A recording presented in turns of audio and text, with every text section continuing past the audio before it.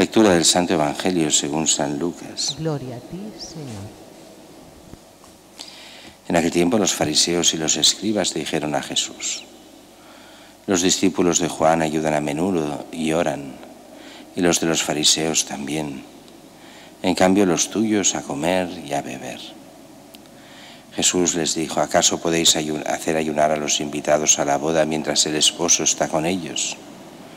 Llegarán días en que les arrebatarán al esposo, entonces ayunarán en aquellos días. Les dijo también una parábola: nadie recorta una pieza de un manto nuevo para ponérsela a un manto viejo, porque si lo hace el nuevo se rompe y al viejo no le cuadra la pieza del nuevo. Nadie echa vino nuevo en odres viejos, porque si lo hace el vino nuevo reventará los odres y se derramará, y los odres se estropearán. A vino nuevo, odres nuevos. Nadie que cate vino añejo quiere del nuevo, pues dirá: el añejo es mejor. Palabra del Señor. Gloria a ti, Señor Jesús.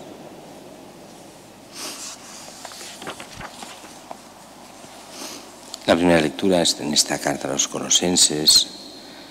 Hoy se nos da uno de los himnos cristológicos que tanto le gustaban a San Pablo.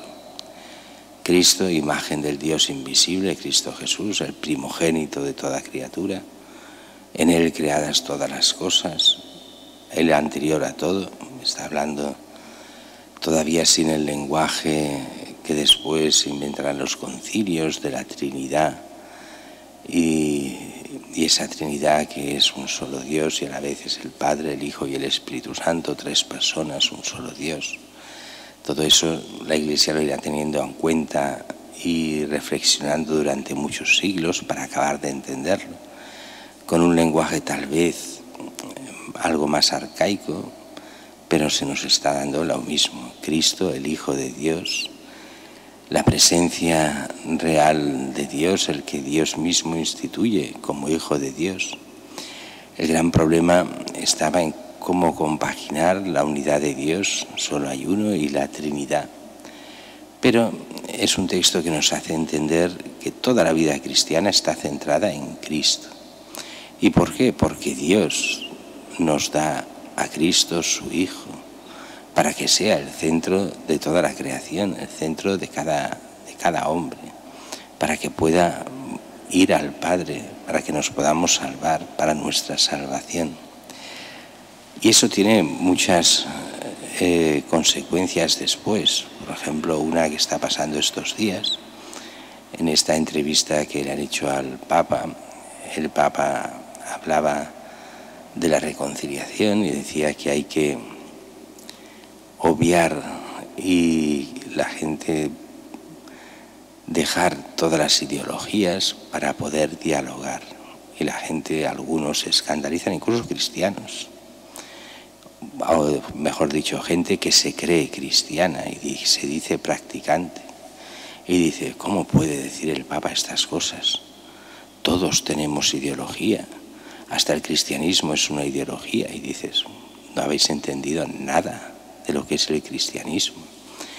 ¿Qué es una ideología? Una ideología es una construcción puramente humana, mental, donde se ponen unos principios independientemente de Dios, y esos principios pues son casi intocables.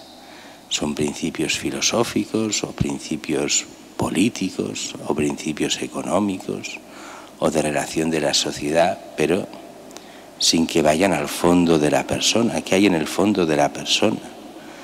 Pues su parte espiritual, que es de Dios. ¿Qué es el cristianismo? No es una ideología. El cristianismo es Dios que viene al hombre y que le da su palabra a Cristo.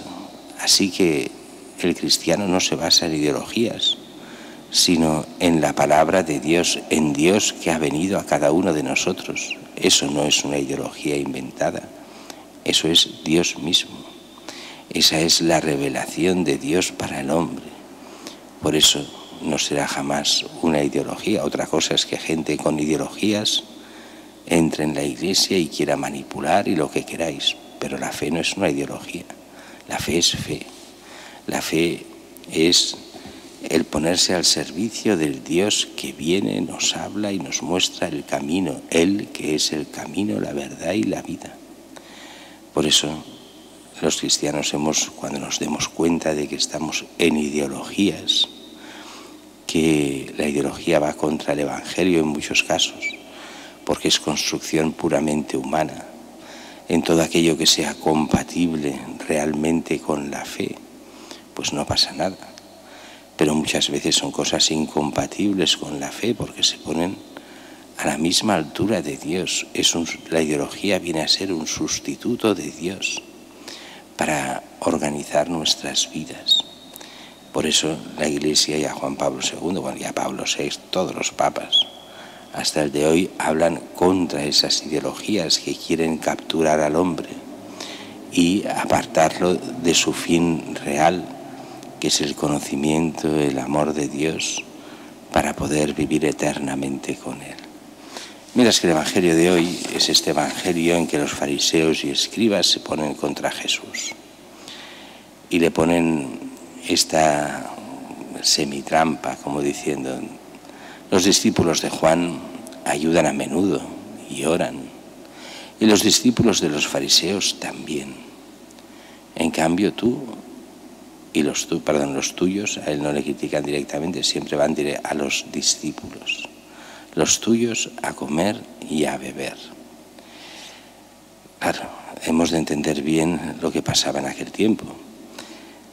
Habían los ayunos anuales, bien, ayunos de preparación, eran pocos al año, y esto los cumplían los discípulos de Jesús. Pero habían los ayunos que eran devocionales, que es los que hacían estos discípulos de Juan y de los fariseos, que era 2 días a la semana, pues hacían ayuno. ¿Estaba esto mandado por la ley? No, era puramente una devoción. Estas devociones tienen un gran riesgo, son cosas buenas, el ayuno faltaría más. Pero el riesgo está en el pensar: yo hago más ayunos que los demás, yo soy mejor que los demás. Los demás, mira que son malos, que no hacen lo que yo hago. Si fueran buena gente harían lo que yo hago. Cuando es así, vamos mal. Eso viene a ser como tantos que tienen sus devociones privadas, que no es que estén mal, pero que desprecian a los demás porque no hacen lo que ellos hacen. Y después son capaces de decirles: es que si no haces esto te condenas, es que si no, no sigues la voluntad de Dios, porque el san no sé cuántos o quien sea ha dicho que hay que hacer esto, esto y esto, y si no lo haces te condenas. Pues esa no es actitud cristiana, no va por ahí la fe cristiana, ni muchísimo menos. Solo hemos de exigir como exigencia aquello que es de los mandamientos, aquello que es directamente del Evangelio. Todas las demás devociones, que pueden ser buenísimas, pero si no son de obligado cumplimiento no podemos exigirlas, las podemos proponer a todos, faltaría más, pero no exigirlas. Y aquí pasa lo mismo, ves, mira, estos los fariseos, los discípulos de Juan, estos sí que son buena gente, ves, ayunan, son gente ascética. Vosotros, comedores, bebedores, no tenéis ascesis, sois un desastre.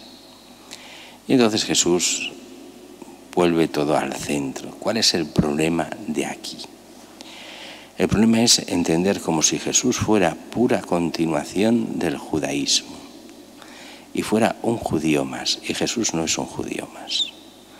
Es el Hijo de Dios y se está haciendo el Nuevo Testamento.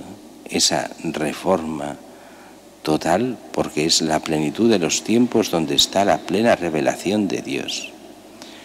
Y no es el momento, ahora que tienen los discípulos a Jesús, la cabeza de la Iglesia, el Hijo de Dios aquí, de ayunos. Ya vendrán los ayunos, ya vendrá ese Viernes Santo donde se ayunará, ya vendrá ese Sábado Santo con la muerte de Cristo que se ayunará. Ya vendrán momentos de ayuno en la Iglesia, pero ahora no es el momento. Y lo que queréis, viene a decir a los fariseos, lo que queréis es cortarnos las alas, que seamos unos fariseos más, No, la Iglesia es otra cosa. La Iglesia solo ha de seguir a Cristo, la verdad. No ha de seguir simplemente tradiciones humanas, cosas que incluso eran buenas, esos ayunos, no es que fuesen malos, pero venían de puras tradiciones de ellos, que se las hacen y se las inventan. No, lo que quiere el Señor es que sean discípulos, los cristianos serán discípulos de Cristo.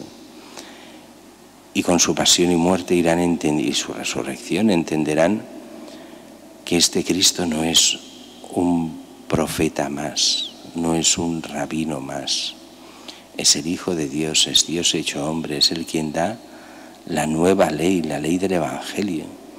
Ese Evangelio hemos de seguir, a Cristo hemos de seguir, ya que Él es la misma palabra de Dios para nuestra salvación.